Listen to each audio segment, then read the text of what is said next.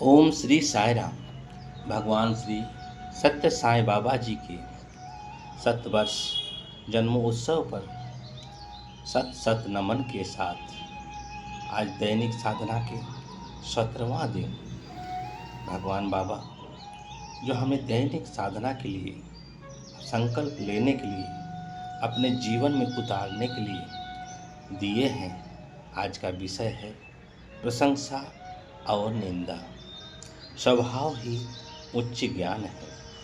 भगवान श्री सत्य साईं बाबा 8 अक्टूबर 1997 को अपने दिव्य उद्बोधन में हमें गहन चिंतन एवं अपने जीवन में परिवर्तन के लिए संदेश दिया। वह है प्रशंसा और निंदा, अच्छा और बुरा दोनों के साथ समभाव यानी समचित्तता का व्यवहार करो, यही उच्चतम ज्ञान है। भगवान श्री सत्य साईं बाबा जी का यह संदेश केवल एक उपदेश नहीं बल्कि एक जीवन जीने का मार्ग है। स्वभाव क्या है? जब कोई हमारी प्रशंसा करे तो हम फूलों की तरह खिल जाते हैं, और जब कोई निंदा करे तो हम मन तुरंत मुरझा जाता है। लेकिन स्वामी कहते रहते हैं कि जो मनुष्य दोनों स्थितियों में शांत और स्थिर रह सके वही सच्चा ज्ञानी है, क्योंकि प्रशंसा हो या निंदा ये दोनों दूसरे के शब्द हैं, लेकिन शांति यह हमारे स्वयं के भीतर का खजाना है। प्रशंसा हमें उड़ाती है, निंदा हमें गिराती है, और दोनों ही परिस्थितियों मन को अस्थिर करती है।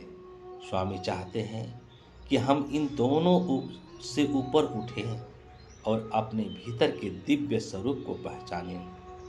समभाव क्यों आवश्यक है? क्योंकि समभाव में ही प्रेम, समभाव में ही धैर्य, समभाव में ही आत्मज्ञान है।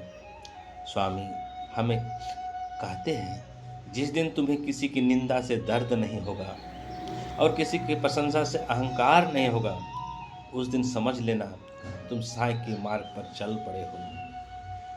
हम कैसे समभाव विकसित करें? पहला, प्रतिक्रिया से पहले कुछ क्षण मौन रहें। दूसरा, हम परिस्थिति को, किसी भी परिस्थिति हो, उसको ईश्वर की योजना समझें। तीसरा, निंदा को अपना शिक्षक मानें। चौथा, प्रशंसा को बाबा द्वारा मिला आशीर्वाद समझें। पांचवा, स्वयं को याद दिलाएं, मैं आत्मा हूँ, शब्द मुझे हिला नहीं सकते।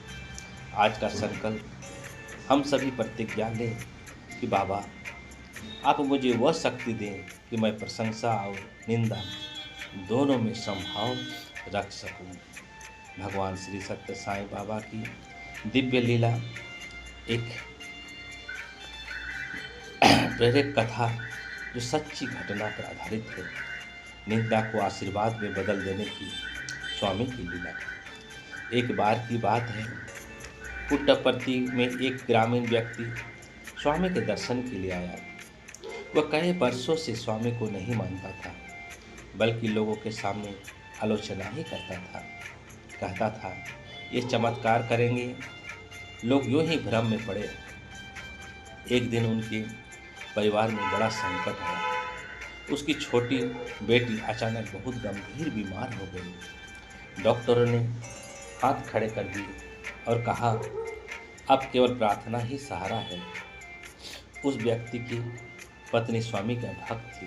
वह बोली, एक बार पुट्टपर्ती चलो, बाबा का पर विश्वास ना भी कर हो तो क्या है, पर प्रार्थना तो कर सकते हो। अनिच्छा से वह स्वामी के दर्शन के लिए चला गया। प्रशांति निलयम पहुंचा तो वहाँ स्वामी भजन के बीच में बाहर आए। सैकड़ों भक्तों की भीड़ में सीधे उसी व्यक्ति की ओर चल पड़े। उसने सोचा, यह तो मुझे जानते भी नहीं।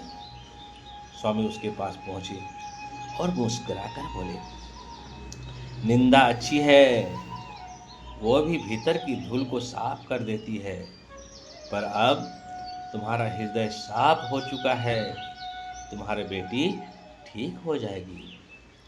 वह व्यक्ति स्तंभ रह गया।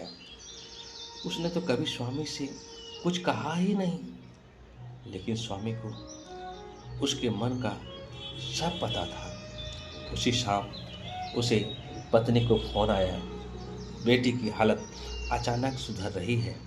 डॉक्टर भी आश्चर्य में है। वह व्यक्ति रो पड़ा। उसने स्वामी के चरणों में सिर रखकर कहा, स्वामी, मैं आपकी निंदा करता था। स्वामी, आपकी दुर्व्यवहार आपसे करता था, आपके बारे में बुरा बुरा कहता था। स्वामी और रोने लगा, खूब रोने लगा।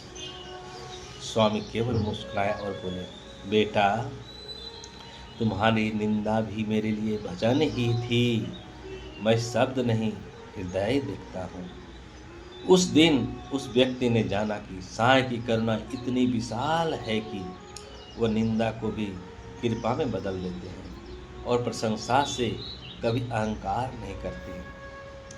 अतः साईं राम हम सभी को समभाव केवल एक आध्यात्मिक गुण नहीं है, बल्कि जीवन को शांत, स्थिर और दिव्य बनाने की कुंजी है। आइए स्वामी की इस उपदेश को अपने जीवन में उतारें। प्रशंसा आए तो धन्यवाद, निंदा आए तो धैर्य, और हर परिस्थिति में संभाव। यही सच्ची भक्ति है, यही बाबा की राह है, यही आत्मज्ञान है। जय जय साईं राम, जय जय साईं राम, जय जय साईं राम।